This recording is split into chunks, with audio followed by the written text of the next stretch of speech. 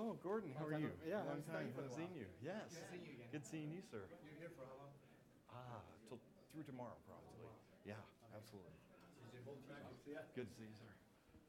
I heard you're doubling the security. Let me know. That'll cost you.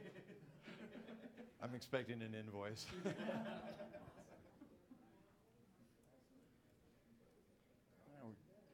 We got 2 minutes to go here, so we'll see if we grab anybody else in the last 2 minutes. I don't see anybody pulling a beer or anything, no?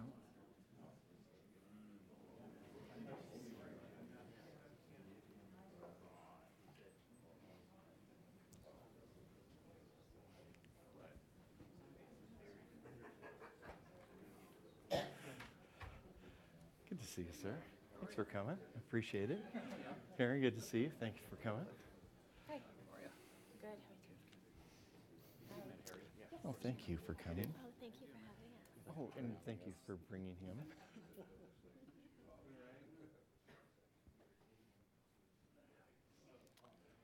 Actually, where's Kelly?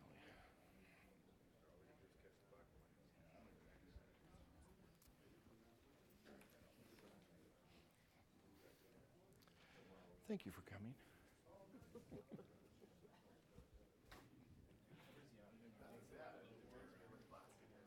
There's a coat hanger out there, and there's a guy taking coats and giving checks.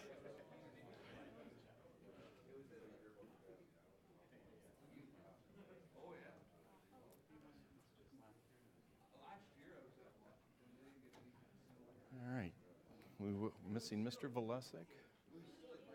Where's Arnie? Arnie? Where's Arnie? Who?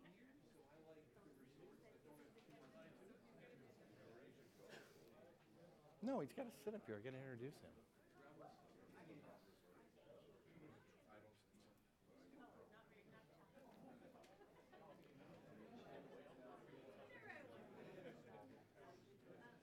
Where's Valesic? I just introduced him to you. Oh, okay.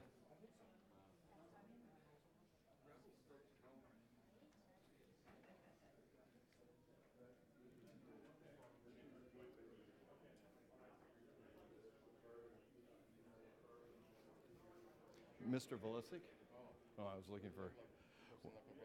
Oh, yeah, no. Not yet. Okay. That makes a little bit of sense.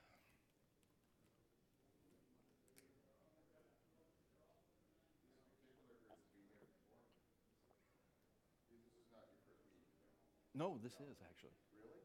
Yeah, this is the first time we've held an AGM here. It's not the first time you've been. I've stayed here, but I haven't. Really? Yeah, haven't had a meeting here. All right.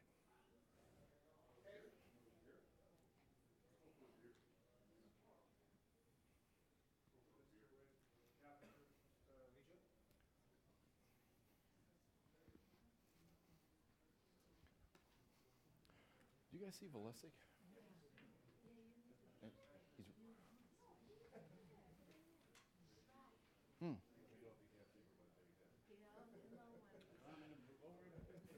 You're supposed to be up here. Yes, you're supposed to be sitting up there. You are a director to be, right? All right. He's not part of the Conservative Party. Exactly. Okay, I'm going to bring this to order. This is the annual general shareholders meeting for Lifestyle Delivery Systems, Inc. I'm Brad Eckenweiler, the CEO. And I'm going to turn this over to Mr. Steve O'Neill as soon as I introduce those candidates over here waiting for your votes to become directors. We have David Valesic first here. There we go, David. We have Jim Pakulis, Arnie Johansson, Jana Salena, and we are missing only one who is in California, and that is Dr. Sanderson, who is also on the ballot. So I'm going to turn this over for our operational side to Steve O'Neill, representing O'Neill Law Firm in our legal. Thank you. Thank you, Brad.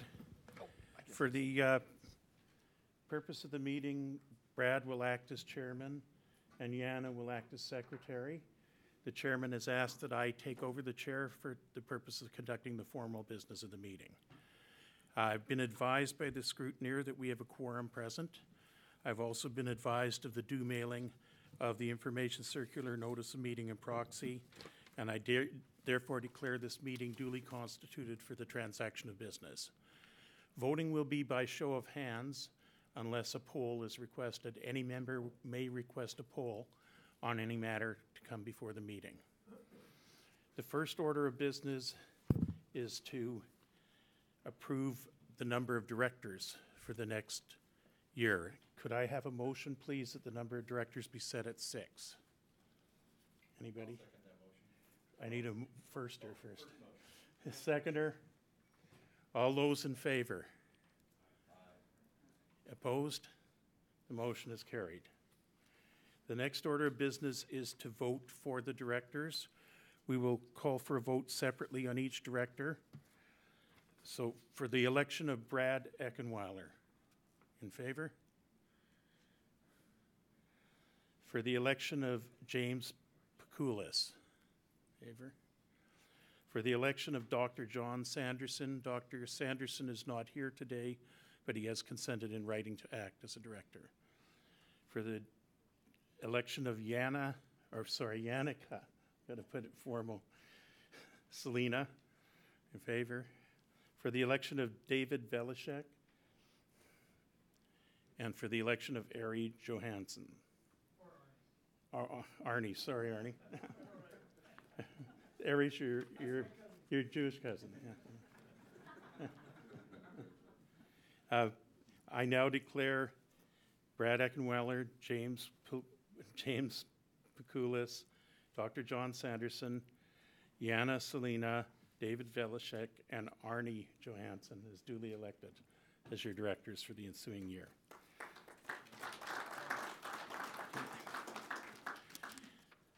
The next order of business is for the appointment of auditors for the ensuing year. Could I have a motion, please, that Dale Matheson Carr Hilton Labonte LLP be appointed as auditors of the company until the next annual meeting at a remuneration to be fixed by the company's board of directors? Seconder? All in favor? Opposed? Motion is carried. Okay, the last matter of formal business that we have is to approve as a special resolution an advance notice change to the company's articles. Details of it are set out in the information circular, but it's just a provision that requires a certain advance notice if somebody wants to nominate a director for an annual meeting. Can I get a mover? Seconder? All in favor? Opposed? The motion is carried. That will conclude the formal part of the meeting. I'd like a motion, please, that the formal meeting be adjourned. Okay, all those in favor? Okay, thank you, ladies and gentlemen. I'll now turn the floor back to Brad and your new directors.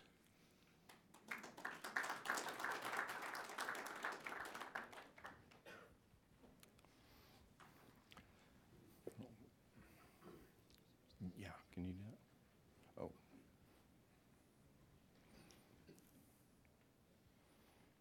Let's see if it changes.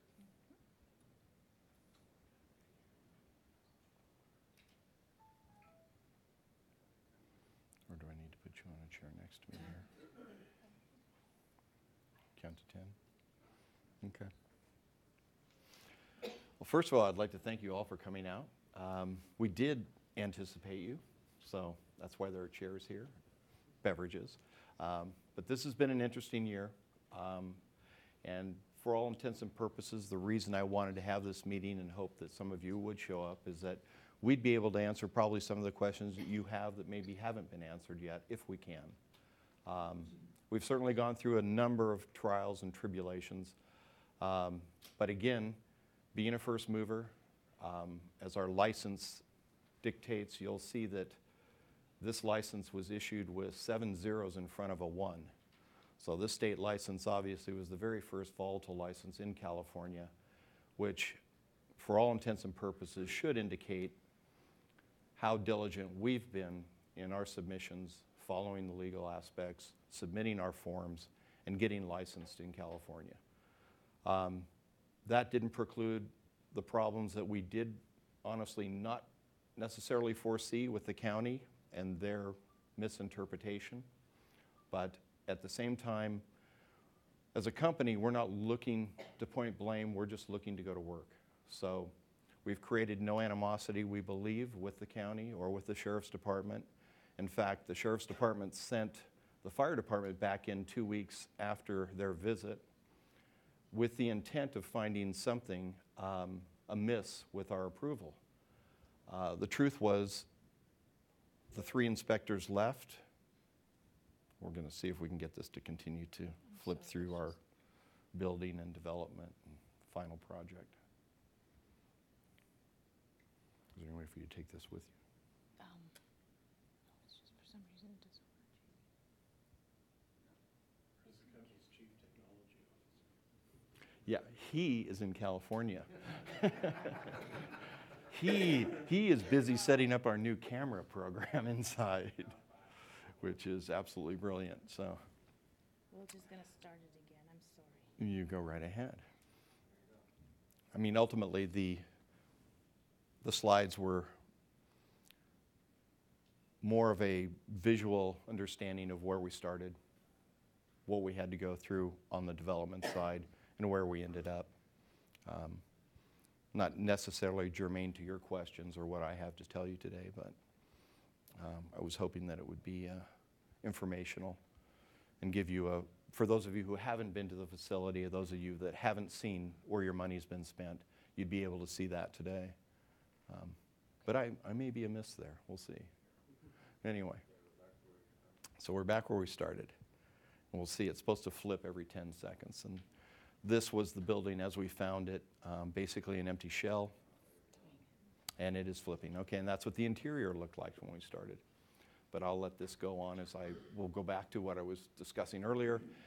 And that is the fact that we, although we did start production in November, obviously we ceased production as the conflict with the county and the city as to when production could start. We were anticipating starting, of course, January 1st, but the county had also delivered us some additional news, which was the Air Quality Control Management Board, who had decided that their state representation was not included in our certificate of occupancy, and they wanted to make sure that whatever we're emitting into the atmosphere was in fact safe. So we did have additional qualifications that we had to meet. As I said, the fire department was asked to come back in and find something wrong. They left buying stock. So the interesting part is that the chief inspector and 4 of the other attendees at that particular visit all bought stock and have all called wondering when the stock's going to go up. And I said, well, as soon as you guys give us that approval, we can go back to work. So if you want your stock to go up in value, you're going to have to get this approval finished, which they did very quickly. We got our sprinklers in, I'd say in a record time. We connected them to the alarm system, to the environmental system, and had it all certified in 4 days. And if anybody here are contractors, you'll know that getting any subcontractor back out to a building to do any work usually takes some additional time. So January 22nd, we went back to work. So we're producing distillate and extracts at this point.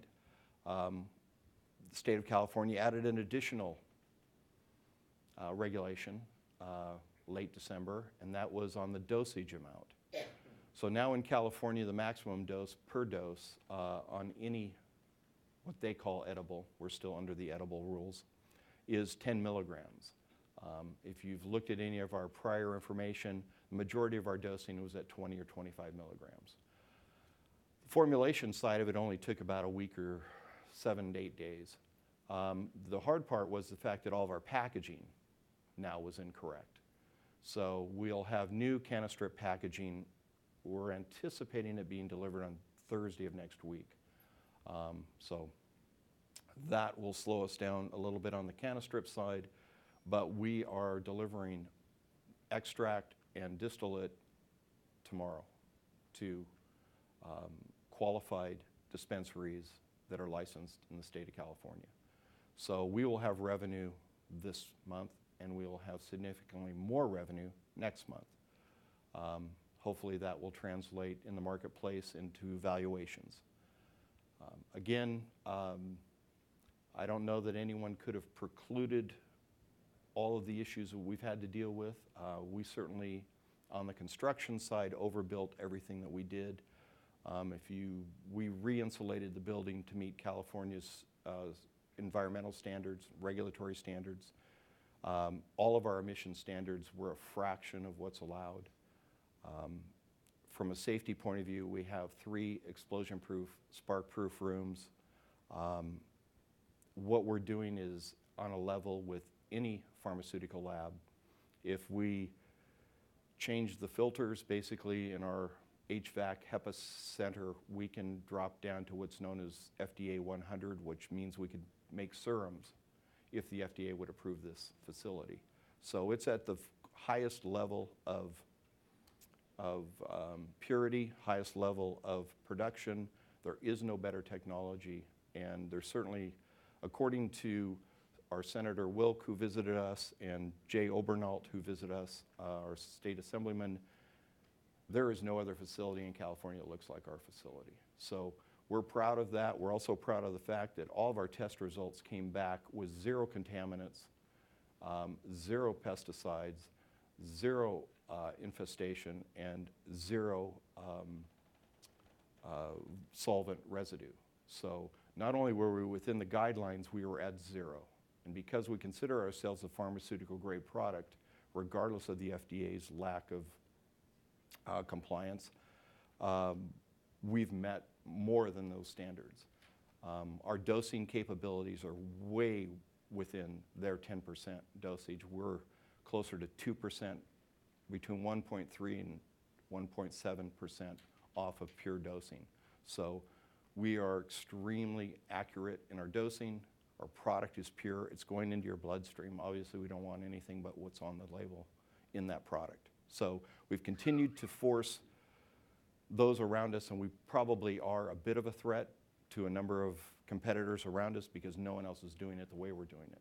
But ultimately, we believe that doing it this way is going to give us a future in this business that maybe others won't have. So that being said, I wanted to open it up to the floor for any questions specifically you have that if I can't answer them, I will. If it's a futuristic question or looking into the future, there's not much I can tell you other than the fact that we will do some projections after the next 30 to 45 days of production when we can honestly sit down and say, this is what we produced, this is what we sold, and based on those numbers, we'll project into the future.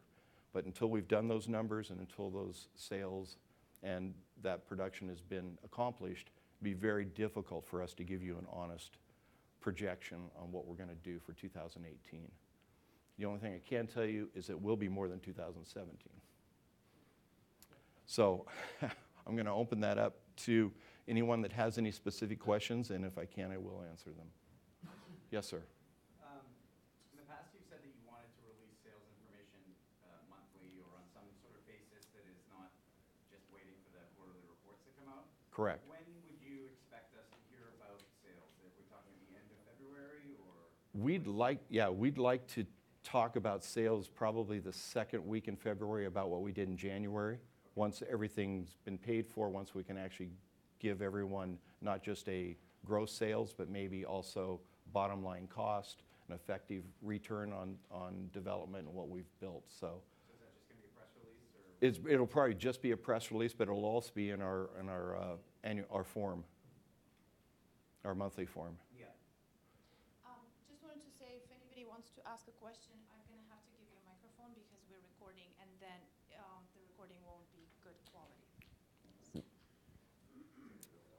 Anyone else?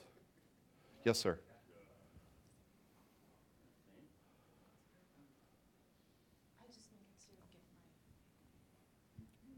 Thanks. I've just got a three-parter question, all a little bit different.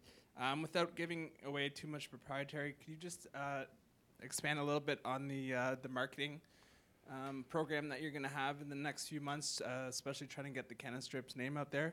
And from a sort of explanation on the CSE, their latest statement a few weeks ago, I didn't see that LDS came up with a sort of news release as some other companies, so I'm not sure if you can just mention that in terms of what CSE against U.S. Operations listed here in Canada might look like, and would clinical trials get the company outside that sort of edible agreement that it could go, within Canada, possibly in the future market? Yeah. Okay. All right, Paul. First, foremost, marketing. Okay. Those of you that understand the background of the board, Mr. Pakulis was the CEO of Weedmaps, which is 90% of all the advertising in the U.S. for cannabis. Those relationships between Weedmaps and LDS still exist. We'll probably be using Weedmaps to further our identity as far as California is concerned, but not outside of California, obviously. We also are in the midst right now of determining who got their licenses in the state. So we're waiting for a full list that we expect next week from the state as to which dispensaries are legal that we can actually sell to, because we don't want to sell to anyone who doesn't already have that state license, regardless of whether they've submitted for it or not. We have to know that it's been issued. So right now we have approximately 36 dispensaries that have more than expressed interest, including Harborside, the largest dispensary in California in Oakland, who've seen the product, want the product, want to be able to market the product. But again, we're walking carefully on the legislative side, on the regulatory side, only because we don't want to be tripped up by having transfer, sold, or moved material to someone who didn't have a proper license to receive it. So my expectation is that everything that we'll produce in January will be sold in January. We'll see if that's the case in February. But right now, we're not concerned about the marketing side as far as there being a deficiency in market. In fact, the market seems to be growing exponentially with recreational, even though we are only selling to those licensees who have a medical marijuana license. So your second question was the CSE. I don't know if I have an answer for the CSE. I don't know if I have an answer for any of the assumptions that go along with how to deal with the U.S. or how they're going to deal with the U.S. But I will tell you that LDS is actively participating in discussions with entities here in Canada who could possibly joint venture with us or do a licensing agreement or take some other kind of action that would put Canastrips and LDS technology in Canada to the benefit of LDS. So we don't have anything formally. There's no informal or formal agreement anywhere at this point. But we have a number of discussions with qualified LPs. So that's kind of our answer for CSE is hopefully for our shareholders, giving them what would be a second or an additional kick at the can should something in the States cause issues with us as a Canadian company here, so that our shareholders will have another option. But we also feel that the technology we have is valuable, and it will definitely translate here. We just need that joint venture partner or association with an LP that would allow us to move that technology here and produce those strips. Let me see if I can remember what the last question was. If clinical trials were successful, would that sort of get you outside that edible? For example, not at this point. In Canada, edibles will still be illegal until 2019. That would be up to Health Canada. I mean, what we want to do are those clinical trials to establish the fact that obviously this material, calling it an edible, calling this delivery system an edible is certainly a misnomer at best. It does not, for the most part, enter the gastrointestinal system, so you're not going to digest it. It's not going to go to the liver first pass. It's going to go, some 80% of it's going to be in your bloodstream directly. So it's not going to have the same issues that edibles have. It'll have its own set of components that are different than edibles. We believe that it's a better choice because dosing will be easier. One, you're not sharing it. Two, you're going to know exactly, you know, how much you've dosed within maybe 2, 3, 4, 5 minutes. And it doesn't affect anyone else. So it's not like a candy that's laying around that children might mistake for something else. There's none of those issues exist with this product. So we're hopeful that if we could do clinical trials here, which we can't do because the FDA doesn't recognize them in the US, but if we can do it here in Canada, those clinical trials would support, obviously, white papers and other things for LDS, which at some point in time, when the US, we believe they will at some point, declassify this no longer being a Schedule I drug, would be white papers that were already in existence in North America by a regulatory health authority that is recognized in the States, which would give us a huge leg up in the States later. But again, I think Health Canada is wrestling with all the issues with this product, obviously. They don't want people smoking it. Okay, well, that reduced a big part of it.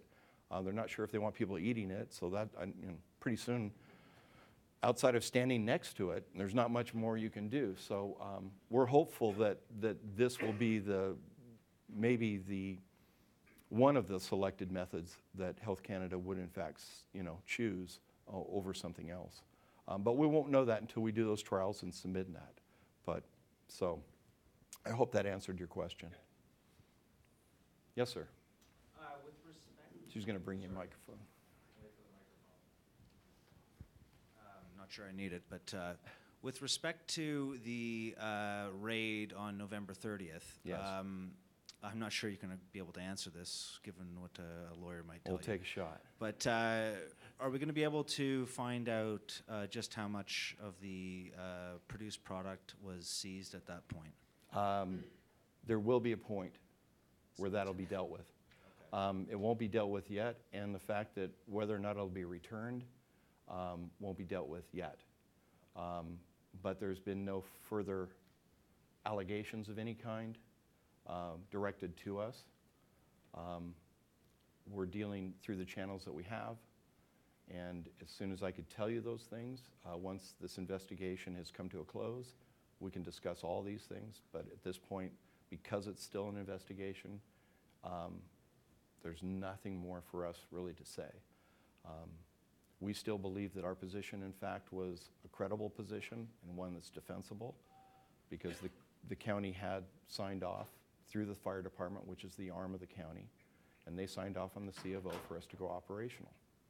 I'm not sure that that was an issue that was aware for everyone. I'm not sure that the sheriff himself was aware of it.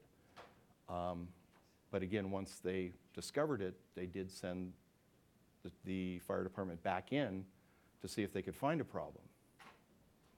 I would just ask as a follow-up. So, given that this happened in 2017, is this going to show up in our sort of our year-end report for 2017? If it's not resolved by then. Yeah, ultimately, from a regulatory standpoint, it's going to be one of those things we're going to be forced to do. But we're hoping that before we have that done, we have a resolve. And again, we're not looking for a fight with enforcement on any level. We want to operate in a legal space the way we, basically the way we were licensed. And we have to live in that county for a long time. So we're not looking to make enemies, we're looking to make friends. So again, we're not pointing any fingers, We do think there was a mistake made. We're fine with it as long as we can go forward. So, And my last question would be with respect to the placement that took place on, I want to say the 14th, but maybe I'm wrong there. What was with the delay, and what was the reason, I guess, behind the delay of that announcement? well, at first we weren't sure we were going to do that. Right after the raid, we basically took a reservation. And my expectation was I did not know which way this investigation would go. I did not know if LDS was going to be in a long battle. I didn't know if this would be a long legal battle with the county, what we'd have to do to defend ourselves, what else, and I wanted a war chest. So I wanted the shareholders to be protected and know that we could hire as many and the best attorneys and do whatever it is we had to do to protect ourselves. So we basically put that together. The reality is that it kind of became a non-issue, but we'd already committed to a number of people, so we basically closed it. Sorry, so was that placement enacted, what was the reasons for the placement? Because if you look back at I want to say sometime in November, a news release that said we had enough cash to last through to the new year. And that so was that placement taken because the company was out of money, or because for Yeah, strategic no, reasons? we weren't out of money, but you have to remember that we did have assets taken away from us. We weren't sure whether or not we'd be operating. So the previous news release was based on what we knew at the time, which was we had this much processed material, we had this many pre-sales, we had every intention of being operational from that point forward. When those things changed, I took a more defensive stance and felt it was prudent for us to take a protective stance and fill the coffers up with what I thought may be a needed war chest.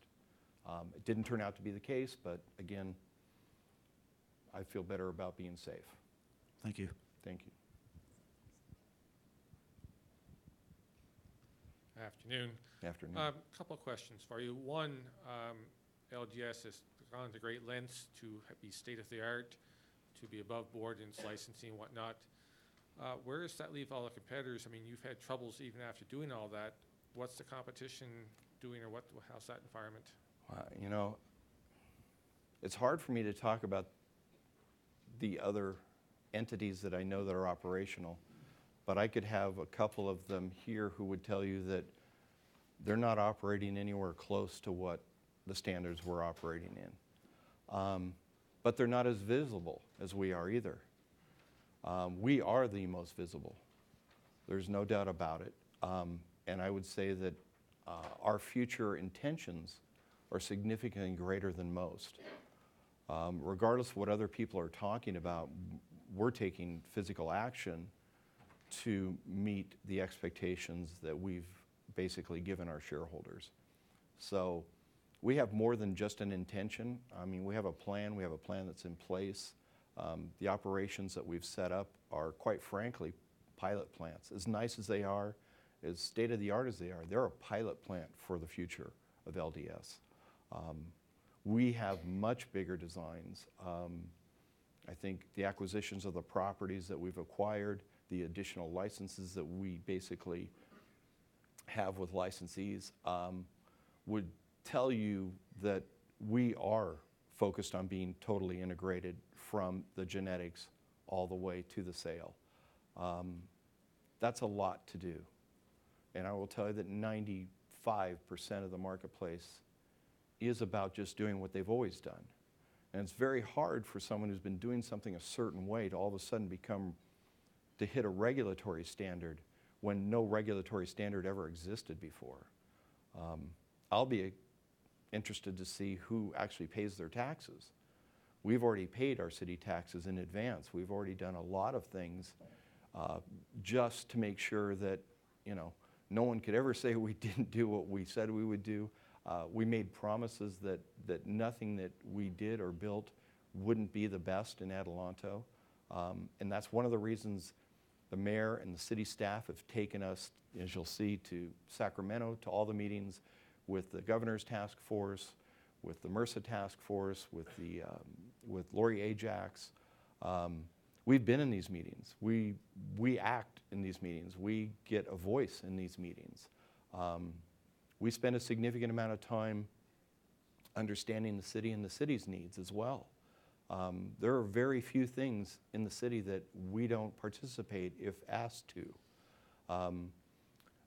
One of our contractors, Leo LeBlanc, he actually graduated from some 35 years ago from the elementary school in Adelanto, actually almost 40 years ago. And he came to us and said, you know, the library needs to be remodeled, and because it's an older school, it doesn't get new allocations. So we took 2 of our Finnish contractors, we built brand new shelves, and we had these shelves built along with computer stations for the elementary school. And the librarian said, this is great, you know, but we don't even have enough books to fill these shelves. So, you know, we went ahead and filled the shelves. We built the library. We want to be part of the community. This is not just about us making money. We employ 30 people in Adelanto. We've brought jobs. We're going to bring more jobs there. The city sees us as a very positive partner and someone who acts in their best interest. And we continue to do that in food drives, in sponsoring the rodeo, all kinds of clothing drives. Anything that the city asks for, anything the city needs help with, we're there to do that. Again, that's maybe more than most would want to have to do, but we don't really feel like we have to do it. We haven't made money in Adelanto yet, but our intention is to become part of that community, and we'd like that community to be able to depend on us.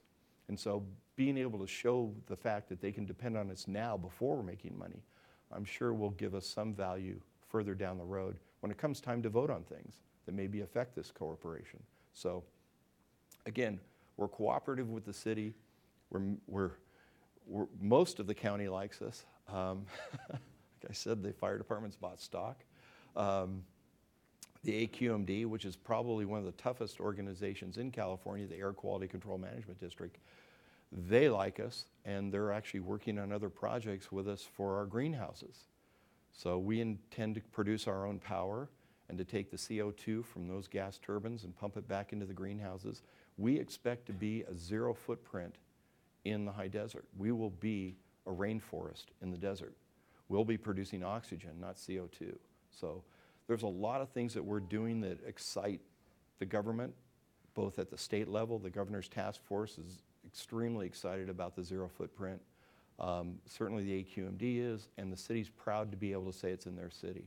So again, we continue to do things where we're building foundations that are, again, not for today, but they're going to show, they're going to bear fruit in the very near future. So I think the shareholders can be really proud of being involved prior to all of this and understanding. I mean, we've got an amazing shareholder base. We had a raid, okay? And the raid initially said we were a meth lab. So yeah, I mean, seriously. You know, reporters don't get everything right, do they? There is some fake news out there. But again, with all of that, with all the hyperbole and all the exaggeration, we dropped 10 or 11 cents. Are you kidding me? Then we had sessions, you know, I mean, we continue to have things that we need to overcome. And obviously, we're doing our best to protect our shareholders, the company. I mean, my job as CEO is the company. Then it's my shareholders. Then it's my employees. And that's who I'm responsible to. And that's who, for all intents and purposes, I look to. So I have to look at all of you in the eye and say, look, I'm doing the best possible job I think we can do. I don't think there's a better way to do what we've done so far. And I say that from my heart and truly believe it. So that's why I invited you all here. That's why I made room for everyone, because if someone has questions, I would like them to ask me. You know, and to the best of my ability, I will answer those questions because I'm excited about what we've done. I'm a lot more excited about where we're going. So, any other questions? Yes, sir. Hi there. Is LDS able to sell into other markets in the U.S. or just in California? Currently, we can only sell in California. That border, crossing a border between a state there's a there's a invisible line that's federal government. So if we go more than 1,000 feet in the air, or if we go across a border, we violated federal space. Then we have another issue. So we can't fly this in California. We can't even catapult it over 1,000 feet in the air. So ground transportation, ground distribution within the borders. Okay. What about a CBD-only strip? Do you have that in the works? We do have one, and we actually, that packaging is about a week behind the other packaging. So again, we've made adjustments to it to meet the new California packaging rules and the dosage rules. We're really excited about it. It is a cannabis-derived CBD because we believe that cannabis-derived CBDs have better results than non-cannabis derived. Again, those are one of the things we hope to be able to evidence later at some point in time when we can get clinical trials. But our first clinical trials will be about delivery. So it's an easier approval because it's a system. It's not approving the drug, it's approving the system of delivery. So we just want to be able to prove the efficacy of what we have as a pending patent. So. And is the CBD product still considered California only, or can it be sold into other markets? Yeah. Regardless of what anyone tells you about hemp in California or anything else, the DEA has already stated they can arrest you. You want to move a hemp plant or hemp oil, if it hasn't been approved by the FDA, in other words, if it isn't hemp oil on the shelf of a store for the purposes of cooking, you could go to jail. Okay. So, again, California's a monster market. If you count everyone who's actually living there, you're about 50 million people. And then you've got another 260 million that visit every year. So you put all those people together, you've got the entire United States, 300 million plus people in California at some point every year. It's a lot of people. So we're good with that market right now. Like I said, the only expansion we have our eyes on right now is Canada. For the purposes, obviously, as I described earlier, is risk aversion. So additional kick at the can, if you will, another market that we believe, do really well in, should anything go awry in the United States, in California. I have a lot of faith in California. They believe in states' rights. They're the only flag that still says republic on it. So we'll see. We'll see who has the most horsepower at the end of the day. Thank you. You're welcome. Yes, sir. One of the questions I have, why are there so many side agreements with entities such as RT2, CPSA, NHMC? CSPA. Yes. Yeah. Let me explain that to you, because I understand where you're going with this. The California regulations were that you have, for medical still, you have to be a not-for-profit to get a license. So the not-for-profit holds the license. We are the operator. We can make money. The licensee can't. So as long as you're a not-for-profit, we don't want to be a not-for-profit, but we're willing to be the operator. We're willing to own the property. We're willing to do the marketing and selling, but we don't want to be the not-for-profit. Now that's going to change. It's going to change this year, and LDS will start to take an active role in holding its own licenses. But up until now, that wasn't an option. So all the structure that we did was based on California regulations. And quite frankly, it took Canaccord almost 4 months and their legal team to understand the structure that we'd built to legally be in the cannabis business in California. So it's not as simple as I've just outlined to you, but that's the reason for licensees versus us holding those licenses. And that will change. But some ordinances have to change in Adelanto first that have to be voted on and passed before we can do that. So, to continue, speaking of Canaccord, I participated in the financing last year where I paid 50 cents and I received a half warrant.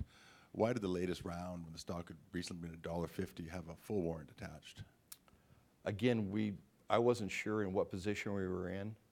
I wanted to make sure that we had that money in the bank. And the other thing is it went into fairly safe hands. For all intents and purposes, that went into a lot of shareholders' hands. But again, didn't necessarily want it as a widely spread offering. We were using that money, like I said, as a war chest, a potential war chest. Didn't end up being the case, but that was the purpose at the time, was to make sure that we got the financing done, because I was going to have to do it quickly, it looked like at the time. Well, in hindsight, it looks great, right? But if a couple of things have happened and we were trading at 25 cents, no one would be saying, well, that wasn't a good, It's interesting at the time, but at the time there were a lot of unanswered questions. We were in a situation we're not in now. So it was based on the information we had at the time and the possible risks that we were facing. Just lastly, we all know the marijuana sector some investors have done very well. Have what? Done very well in the sector. And in early February of 2017, our stock price was 83 cents, and earlier this week it was 82. There's deals that have gone up exponentially, orders of magnitude. We're probably the worst performing company out there. I have a hard time finding a company. I can give you lots of examples. Aurora's gone up ninefold, and these Auroras and weed type companies have valuations, 50, 60, 70 times that of ours. And I think they're ridiculously overpriced. But we need to restore some investor credibility. I know Danny Deadlock personally. He's why I'm an investor. And I led a lot of people into this company, and I'm getting a lot of heat. And they're looking at all these other companies and they're bewildered. And I'm fielding a lot of calls. And I know you mean well, and I've heard that. And a lot of our, questions have been answered today. But going forward, what are we going to do to really restore, credibility to the company and get some people, maybe guys like Danny Deadlock, because a lot of people they won't look back. They just say nope, and we have to under-promise and over-deliver. We can't be over-promising and under-delivering. There's been too much of that. So I'd like to know what your plans are going forward. I think that valuations are only going to have any value once we can show our numbers and people can make an assessment based on numbers. We're not going to be a Canadian LP. We're in California. So we're not going to be judged like a Canadian LP. We have more issues, more uncertainties than any of the Canadian companies. CSE's mentioned the other day, or whether or not banks will invest in it. You guys have banking. You can put money in the bank. There's all kinds of reasons why Canadian LPs have a much better valuation than a California LP would have, okay? The risks are significantly greater. You don't have sessions. There are a lot of things that are different about the Canadian market and the US market. It's one of the reasons we're going to try and create a relationship in Canada for Canastrips. But again, I think the one thing this company will be able to do, will be able to show a valuation, or at least earnings, that percentage-wise will be better than what you've seen in Canada so far. I don't know that that's going to give you the kind of yields that Canopy's getting. I can't tell you that. I have no way to look forward and say, well, if we do the same numbers as Canopy, we should be at $33. I can't say that. All I can say is that I think certainly our regulatory issues are different than Canada's. They have created unique obstacles for us, which we have to date overcome. And we're here for the long haul. We're not here for a short business. We're here looking how we're going to be here for 10, 20 years from now. So if we wanted to run out, do a huge promotion, and sign up a bunch of unlicensed individuals and have the stock run up, that's a different job than the job I have. The job I have is building a company that's going to be here for the next 20 years and making money. So at the end of the day, it may take us a little bit longer because we're in California, because of the obstacles, and because we're first through the breach. First guy through the breach gets shot. Nobody wants to be the lead, okay? Well, we are the lead, and we've gotten shot a few times. The fact that we're not dead says something for everybody that's involved in this company. But again, I will tell you that I think revenues are going to make the difference. It's what I so wanted to do in December. I could not have imagined what happened November 30th. That was not on my radar because I'd had the sheriff's department through the building 2 weeks ago and said nothing.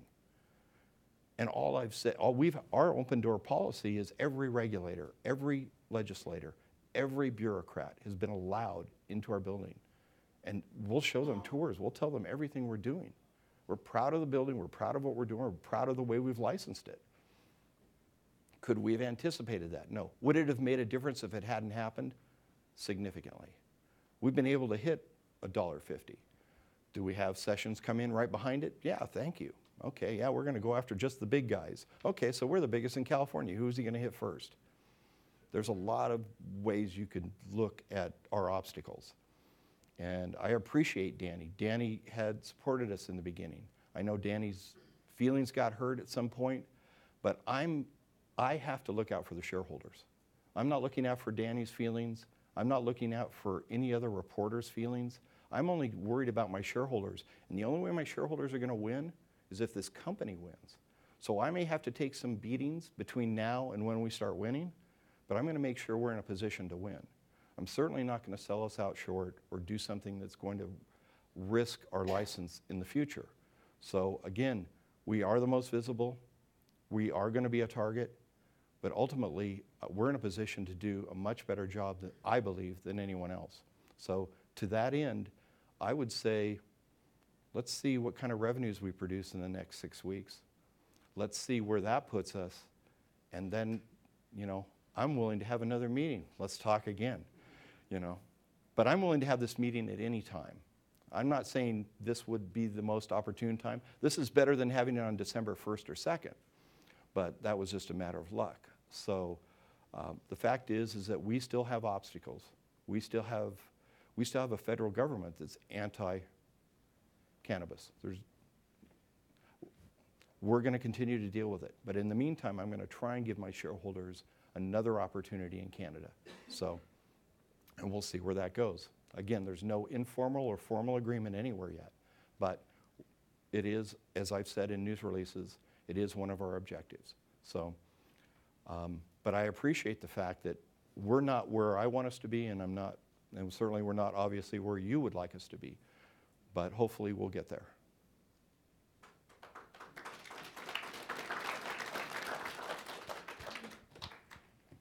Anyone else?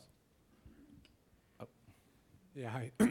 I have a question in regards to the canna strips. It seems like a really innovative product, and you mentioned once in one of the videos that you're going to be producing about 50,000 strips per hour. That's our capability, yes. That's your capability. So, doing the math, that adds up to quite a few strips, and kind of curious on how much product, how much actual cannabis is required to produce those types of numbers of strips, and what are your intentions in terms of turning on that machine and stockpiling the canna strips, or are you going to be waiting for orders? Or Well, I will tell you that the canna strip product itself is produced in a unique way in the fact that we don't dry material. Everything we harvest is fresh frozen within 15 minutes of being cut. Because the minute you dry it, you lose terpenes, you lose flavonoids. The plant is basically sacrificed to some degree. And since we're looking for a medical solution here, we're looking for benefits to patients, our intention here is to get the product and everything that's in the product into the strip. So we freeze it. It's processed at minus 45 degrees Fahrenheit. And we basically take that material and then put it into a canna strip. Our yields are anywhere, depending on the yield of the genetics of the plant, can be anywhere from 7% to as much as 12% of the weight of the plant. So you can do your own calculations, but it takes quite a bit. And I will tell you that we have probably enough material frozen in our freezer right now to do about 3 million strips. So, but again, we're waiting for that packaging. And in the meantime, we're going to do the highest level of what's known as live resin. So live resin is the most expensive material being sold in California. Very few people are capable of producing it. We produce it. Its retail value is anywhere from $150 to $200 a gram. We're producing quite a bit of it. So the product you have in your freezer, where is it from? Like, 'cause I know how you're so concerned about the quality and Yeah. such, and where is it going to be coming from in the future until you get your operations going? we'll continue to, we tested over 90 farms. We found 6 that all 90 were supposedly growing organically and what have you. Whether it was their soil or their neighbor or whatever the case may be, 94 of them had some levels of contaminant. We found 6 farms that had 0 contaminant pre-harvest. So we test it pre-harvest, we test it every 10 pounds is tested. And then we test it after it's been harvested, and then we test it after it's been extracted, and then we test it again after it's been distilled. Because sometimes you don't catch a contaminant because the concentrations are too low, but by the time we turn it into a concentrate, we're 10 or 15 times more concentrated. So we have a better chance of catching any kind of contamination. We're lucky enough, we're not going to tell you where this is because we really like these little growers, but they're in a valley that's organic, that's been growing all kinds of organic vegetables for a long time. And they have basically 3,000 foothills on either side of them. No contamination gets in there. You can't even drive in there unless you're part of this community. So the material we've bought from there we're extremely happy with because again we got 0, 0, 0 on all contaminants on all levels, and then of course 0 on our residual solvents. So we're able to extract, leave no solvents behind, and put a pure material together. We believe they're good for probably somewhere around 20 million strips a year, but that would probably be the extent of it. Again, we're looking for the next few weeks from here to have our 10 acres approved. That would be 202,000 square feet of grow. We have a new challenge there, the fact that Southern California Edison, the supplier for electricity, has said 4 to 6 years before they'll bring power to the rest of Adelanto. But we have a solution. We have the solution I described with the turbines, and we'll produce electricity at less than half the price that SoCal Edison is charging people. And we'll be able to turn the natural gas fumes, which are CO2, back into oxygen by scrubbing it, putting it back in the greenhouses. So ultimately, our footprint's going to cost a little more than we expected, but in the long run, our power plant will pay for itself. So, Just one last question on the canna strips. Is there any shelf life or expiration date for the packages? you know, we've had canna strips that are more than 2 years old, and they still test within 96% of where they tested initially, and we don't know if that's a lab differential or if it's a degradation or evaporation. But the packaging we have now is better than the packaging we had when we first did pilot projects 2 years ago. These are 3-layer packages with foil, then with polypropylene, and then paper on top. So we're not anticipating any degradation, at least in the first year. Like I said, we didn't see any in 2 years. So I'm sure we'll put the shelf life at something less than what we think it is, and hopefully it doesn't sit on the shelf that long. I'd like to see it gone. Right, thank you. Just, if I can, one last thing. Can you speak at all on the patents and the progress and where you stand on in terms of them getting approved? Thank you. All I can say with regards to the patents is that Dr. Sanderson spent another 6 months improving the barrier breaker between the saliva and the mucal membrane, and came up with another very unique aspect to it, which caused us to enhance the original patent request. And what we want to do is we've left it as a provisional patent, which still gives us the bookmark of time, but we want to do those clinical trials, if we can get those done in the next 12 months in Canada, so we can attach that to the provisional and go to a full patent. But it does mark that does protect us time-wise. It does protect everything we're doing, but we haven't we haven't had those clinical trials to be able to attach to it, which is what we'd like to do.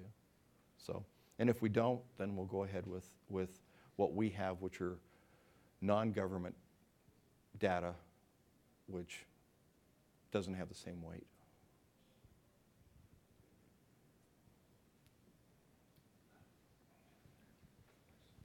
Yes, sir.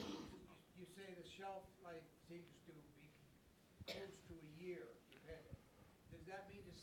Does that mean to say then that you can manufacture for sales that would happen a few months after the manufacturing? Oh, absolutely. In other words, you can build up a stock. Yeah, we could, absolutely. We could build inventory with no concerns. Okay. So inventory not only for us, but inventory for a distributor could all be is simple for us as far as expiration. So we don't have a freshness issue, if you will. Gordon. Yes. Absolutely. They'll be stamped with a production date. So So what about the operating costs of producing one package? well, they've gone down you quite go. a bit since they went from 20 milligrams to 10. Okay. But the packaging part is still about 3.5 cents.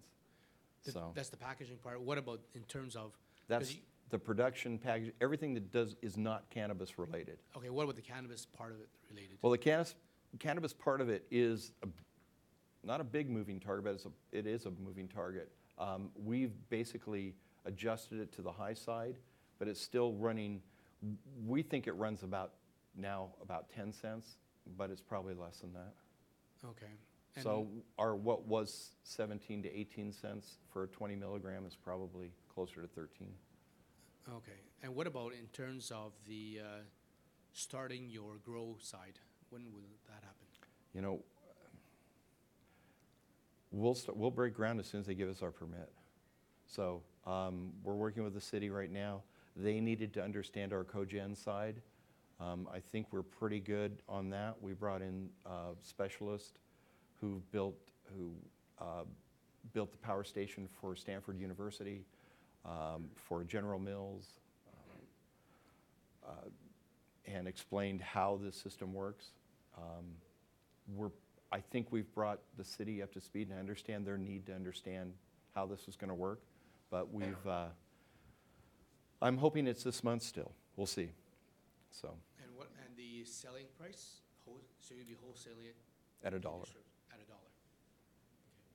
That's all for me. He's raised his hand 4 times. It's okay. So one further question with regards to producing.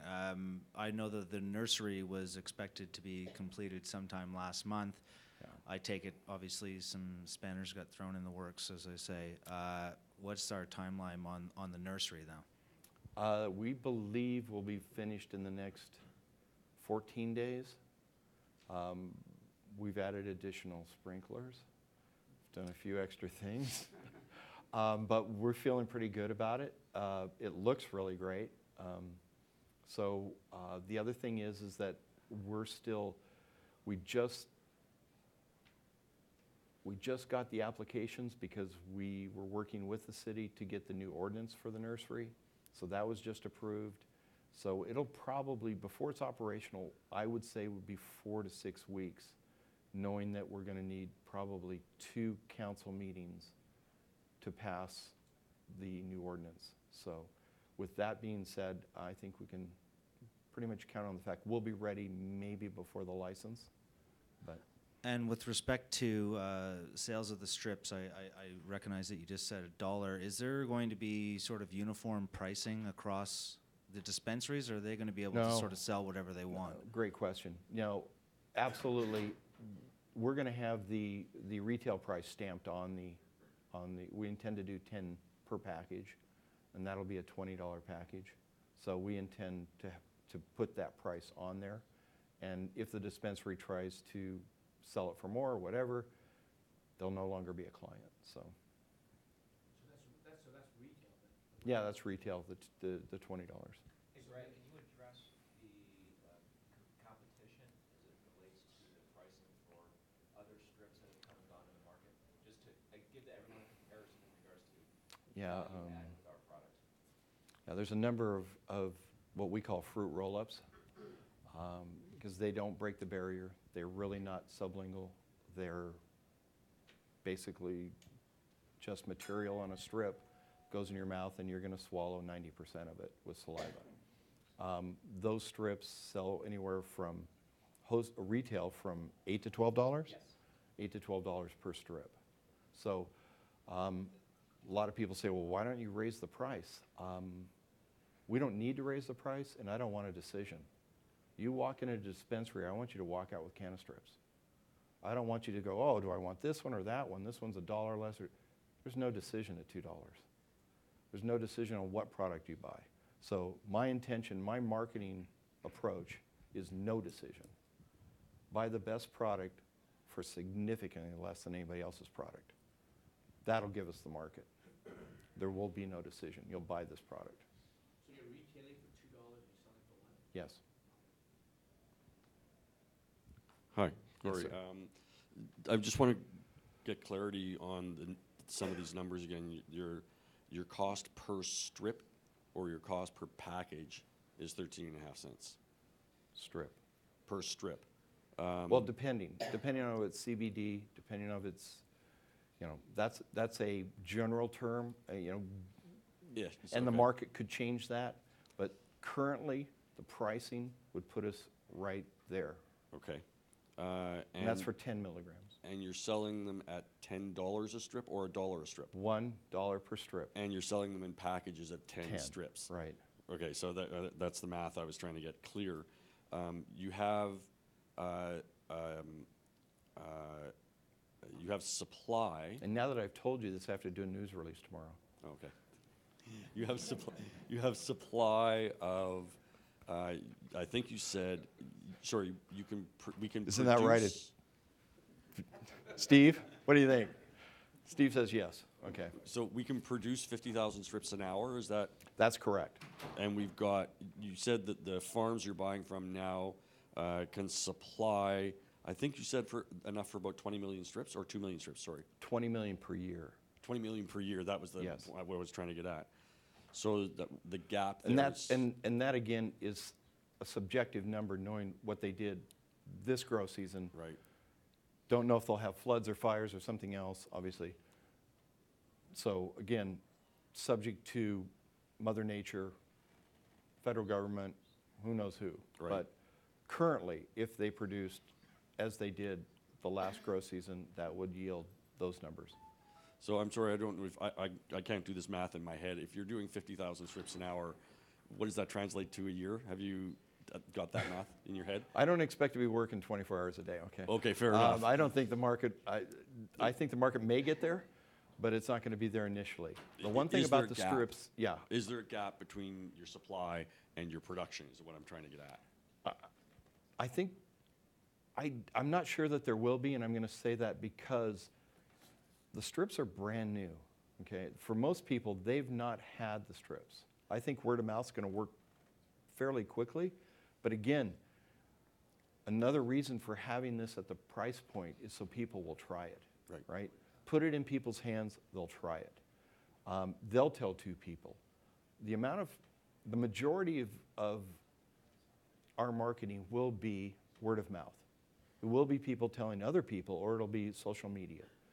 So I think it's going to take a little bit of time for this to catch on, or for people to understand the benefit, or for people to try it and adapt to it. I don't think we're going to get the older culture, the prior culture, let's say. The question I was really trying to get at is Okay.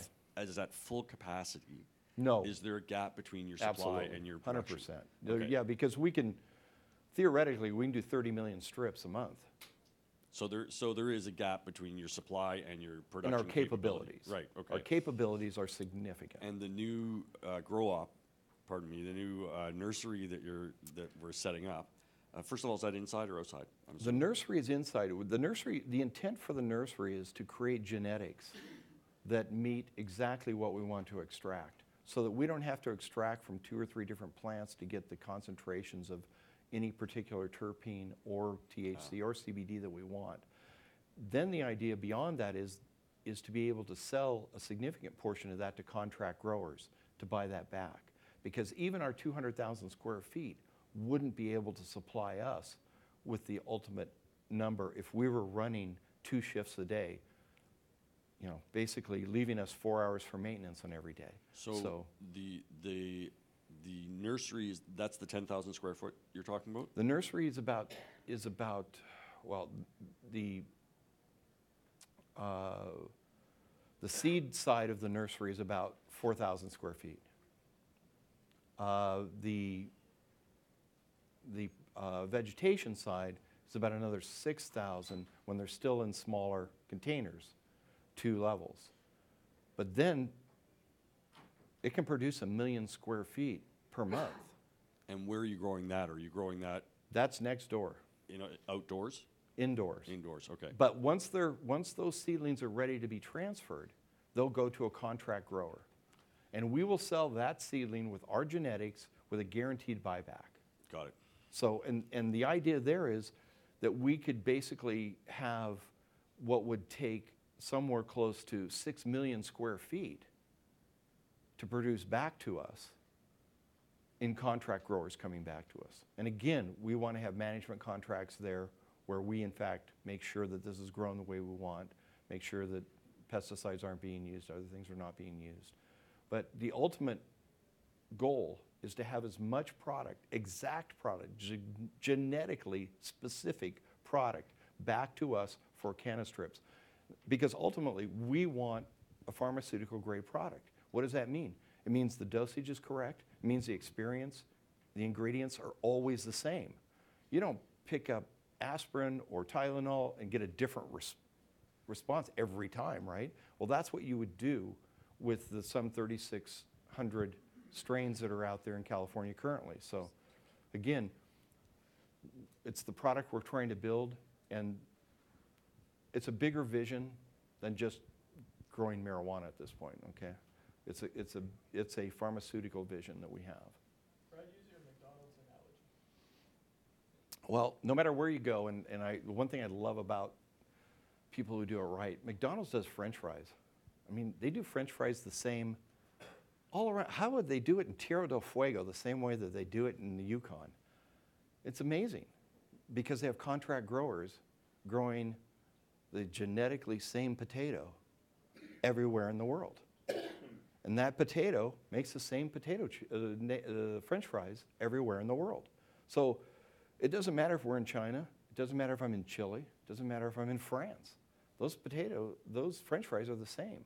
Well, obviously, they're not growing them all in Idaho and shipping them all over the world. Makes no sense. You've got farmers everywhere in the world. So you just have them grow the same genetics, you're going to get the same product. The fact is, it works. It's the right way to do it. You know, we're looking for consistency on every level. We're looking for a pharmaceutical grade product. And to do that, we need to put all of those methodologies in place to achieve those goals. Yeah, hi, I have a question about the cartridges. Yes. So they seem like the sort of low-hanging fruit at the moment because you don't have to sort of inform any of the customers about them. But so the question I have is, like, these cartridges that you're selling to the dispensaries that will then be used in vape pens or whatever, are they branded canostrips or LDS? Is there one SKU for that, or is there a variety? Because I have a friend who owns one of the dispensaries here, and he says that there's a few different kinds of oils that he sells in his dispensary, and that they don't sell in equal numbers, right? There are ones that are more popular than others. Absolutely. The problem right now in California with regards to vape cartridges, and the reason we're not doing vape cartridges, is because there's no testing required until June. All of the garbage that's on the market, everything that is contaminated beyond your wildest dreams, is in cartridges right now and continuing to be flushed into cartridges. And they're trying to get rid of all that oil. All that oil they couldn't sell in December because everyone was afraid the state of California was going to come in and test. And then California says the end of December, no, we're going to wait till June to test cartridges. Oil for cartridges is cheaper than I can produce it because these guys want to get it off the shelf. They want to get rid of it before they start testing. Because if they test it, you'll lose your license.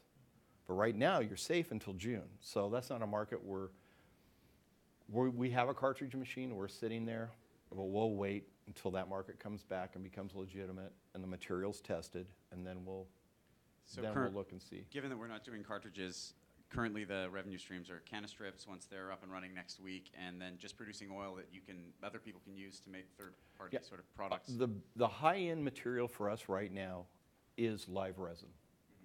And live resin, again, is that from the frozen material that has all the terpenes, the entire profile, all 400 components of a cannabis plant. And it's the creme de la creme, except for ours comes with 4 levels of testing. Right. So that is the benefit. The other thing is that most people don't have the equipment to produce that. So Harborside Health, who you may know if you've read anything about marijuana distribution in California, they're the biggest. Basically, Andrew D'Angelo, one of the brothers, came down, saw our facility, said, I'll take everything you have. So can they do that? I doubt it. We can make a lot. Hi. I'm probably one of the disgruntled shareholders. I probably have less shares than most people here. But I'm not like Warren Buffett. I'm really sort of not patient. But on the Friday before you guys somebody phoned the cops, Friday, you guys were shorted. Somebody shorted you guys a couple million shares. And then they probably phoned the cops on the Saturday.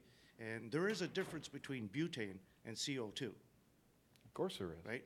That's why we have a volatile license. Yeah. So our that's license probably is different. Where somebody got wise and shorted the stock and probably phoned the cops on you guys or the sheriffs. Yeah. Since the sheriffs had already been through the facility 2 weeks ago, I doubt very much that. No, this was November the 30th. I'm talking about November 15th. They came in while we were operational. Well, We've made there was no mystery to what we were doing. So why did they do it? Why did they You know, cause all that's this a question that none of us have yet. So there's a certain reason for it, though. I'm certain there is. But for me to go after the sheriff's department would be No. Yeah. Okay, that would be Suicidal. wrong, right? But why would they not do it on the 15th and do it right after somebody shorted it on the Friday? It's a good question. It's a question I asked them while they were there. But again, I don't have the answers that you're looking for. If someone else knew ahead of it, we didn't certainly know of it. We certainly wouldn't have had products sitting there, everything. I mean, if we'd have felt that we were doing anything wrong, we wouldn't have been doing it. 100%. There was no intention to do anything wrong. We had the sheriff, the mayor, the councilman, the senator, the fire department at our ribbon cutting. Could have been said then. Okay, one last question. How come it takes so long to get these strips, the packaging? Like Well, it's been around pharmaceutical 25 grade days. packaging. The amounts and what has to be written on the package changed December 30th. So if we get it in 3 weeks, we did a hell of a job. If we ordered it from somewhere else, it's 6 to 8 weeks. And we spent extra to get it sooner, so we'll see. But again, state of California changed what the maximum dose was from 20 milligrams to 10. Formulations had to be checked, rechecked. All the math had to be done, all the calculations, everything had to be redone. And then the packaging had to be redone as well. So I'd love to have the magic wand. Nobody wants to be producing more than I do. As much as everyone out here wants us producing, trust me, there is no one who wants this working more than I do. I know all of you were upset about it. You wouldn't have wanted to be in my house, my wife can tell you, for the weeks after that. I was not the most pleasant person to be around. But, again, my job was not to be anything but a CEO, and to make sure that regardless of what happened, we got back on track. And whoever felt that we were possibly not doing it right, to make sure they understood we were doing it right. The only thing I can do is to continue to protect my shareholders in a very tenuous environment. And this environment has a significant number of legal, regulatory, and political issues that surround it. And the fact that we're able to dance between those raindrops may be more valuable than any of you actually know. So, again, I can't tell you how sorry I am for what happened, but I could see no way to avoid it based on all the information we had and all the confidence we had from the state of California, from Lori Ajax, from Governor Brown, to you name it. Not one person had anything to say about what we were doing. So, again, we still have individuals in powerful places, in the county, in the state, in the government, federal, other places. We have people in the city who don't want this. And they will do whatever they can, probably, to slow us down or to impede our progress. But we're not going to stop until the city tells us, until the state of California changes their laws, we're going to continue to go forward. But again, we were the first one through. Our license number is 000001. Nobody got there first. Nobody beat us there. No one did it better than we did it. No one else had a volatile license before us. All I can say is, from my point of view, this company's done the best possible job that could have been done under the circumstances. If somebody could show me a different path, trust me, I would have taken it. But again, today is where we are. If you like what we're doing, if you like where we are now, you're going to like us a lot more next month. So I hope I answered your question. Yeah, I'm curious on how you're going to inform your potential customers on what can of strips will do to them versus smoking a joint, eating a brownie. I know from taking capsules myself, 10 milligrams doesn't seem like a lot. So to get through to me as a potential consumer, what would you say, what would 10 milligrams of can of strips do? I don't know that we're going to be able to say any of those things. Again, I don't believe that we can make representations on a Class 1, Schedule 1 narcotic without, with FDA approval. And again, this goes back to my marketing strategy of $2. Everybody's got $2, right? Try it. Like I said, I think it's going to be word of mouth. Word of mouth is what's going to change. We're going to make this more interesting. There certainly will be YouTube. There'll be people on there probably trying it, saying what they have to say. The 10 milligrams in any other form would be an issue. Yeah. But you got to remember, this is going directly into your bloodstream. Exactly. If you're smoking it, you're going to exhale 70% of whatever you took in. If you're eating it, your liver is going to take half of it. And the rest, depending on what else you've eaten and your metabolism, could be strung out over who knows how many hours. So how do I know how much to take as a new consumer?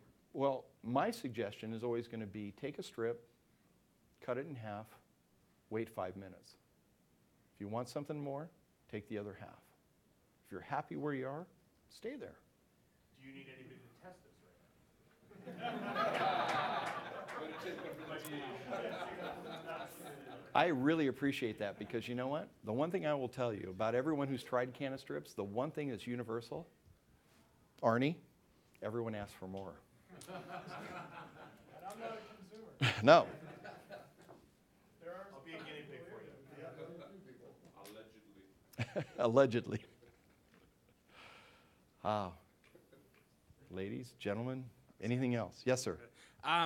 You said that you're not quite sure when you get the permit for the grow facility, but once you have those permits based off what you saw with the current facility, how long till construction would you say, and then you have contractors in there growing? And let me clarify that for a minute, Paul. We have the permits to grow. We don't have the permit to build. Construction, yeah. So once you have those construction permits, how long would you say for that facility to be completed and have growers in there? Because they're greenhouses, it's going to be different, but they are environmentally controlled greenhouses. So we'll still be controlling temperature, we'll still be controlling day and night, we'll have supplemental lighting, there's a lot of other things. But the good news about the greenhouses is they should be able to go up in 90 days. So that's not talking about the additional infrastructure for foundation and everything else, but it shouldn't be a whole lot more than 120 to 160 days. I'd hope it'd be less. And So, second part of that, once you're sort of fully up and running, and I guess you're in that vertically integrated model, you said there's going to be a bit extra upfront costs with the gas generators, but overall, do you see it just impacting your operating costs, or are you going to see a lower production cost as well? no, it's spectacular. The largest, I mean, if we're in Quebec or we're in Washington or somewhere else where they have hydroelectric, right? It's under 6 cents a kilowatt.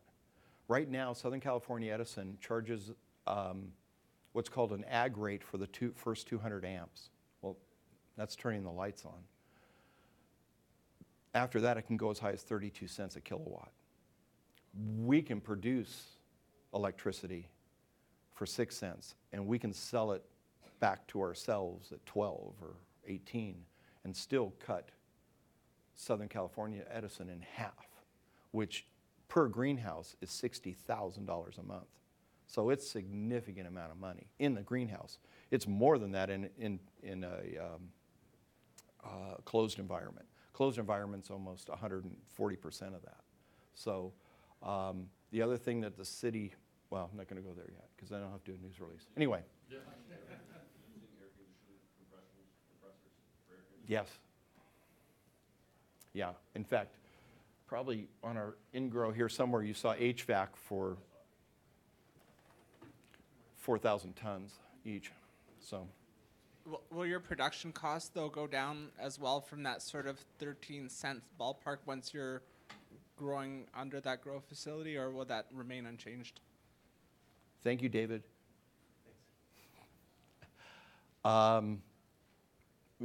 No, because we want the electric company to make money. We just don't want them to make the kind of money SoCal Edison's making.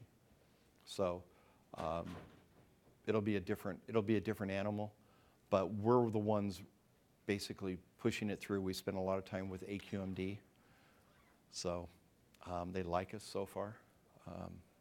So we're pretty comfortable on the power gen side as to what we're going to do. But I mean, for the product, because you're growing it or you're subcontracting. Yes, no. Ultimately, it's going to save us money. Okay. I mean, obviously the cost of production is going to drop, by 25%. So it's significant, no matter how you do it.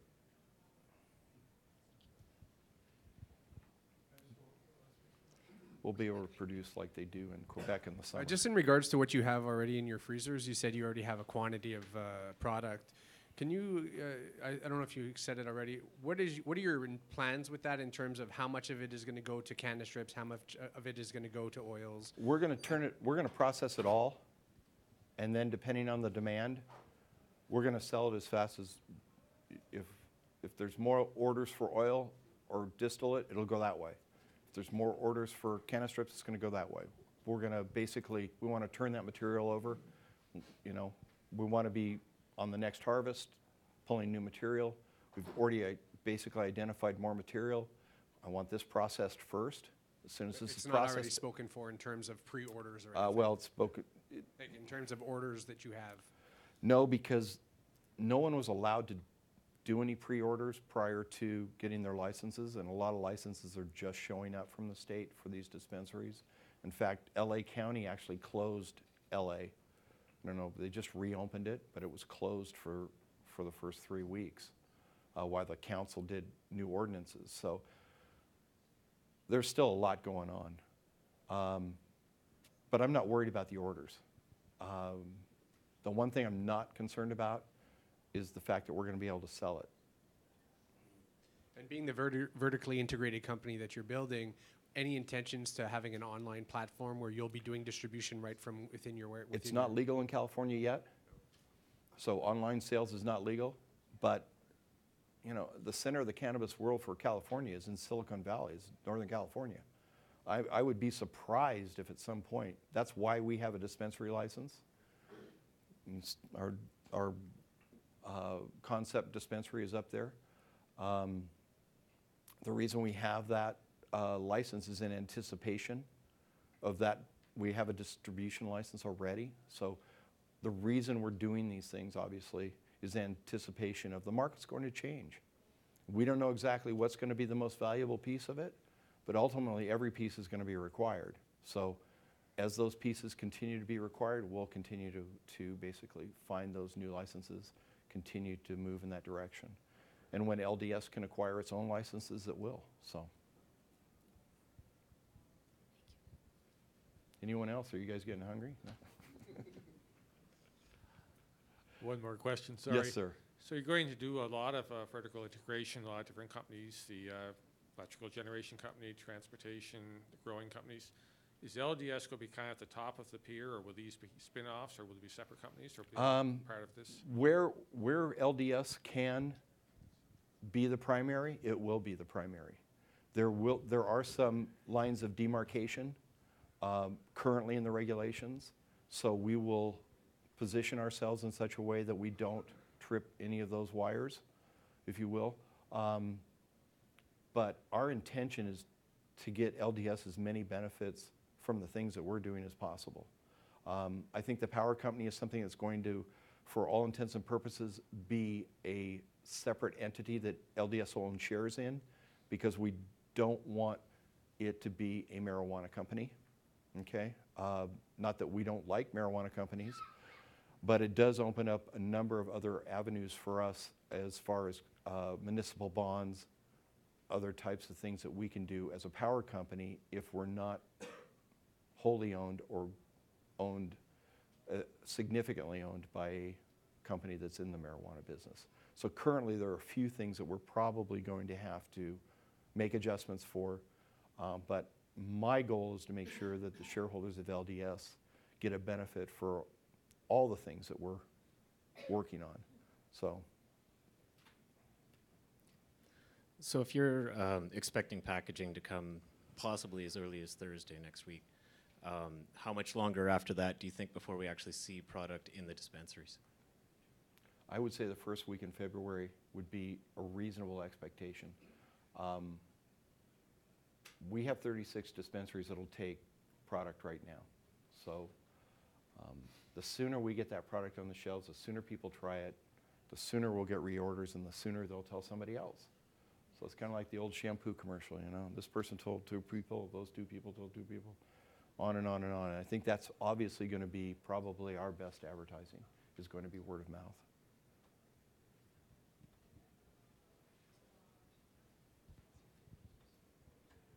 Oh, come on, you guys. Thank you. And again, in closing, I just want to tell you all, thank you very much for coming out. I really appreciate it. I appreciate everybody's questions, and I hope I've answered at least most of them for you. But again, we're in production. You're going to see, I hope you're going to see some valuations that are more reasonable when we start producing and selling, and people can put real numbers to what we're doing. So again, thank you very much for coming. Brad Eckenweiler, CEO, LDS. Proud to be here.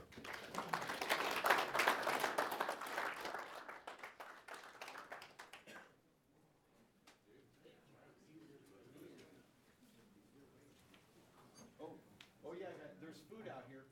Lots of food.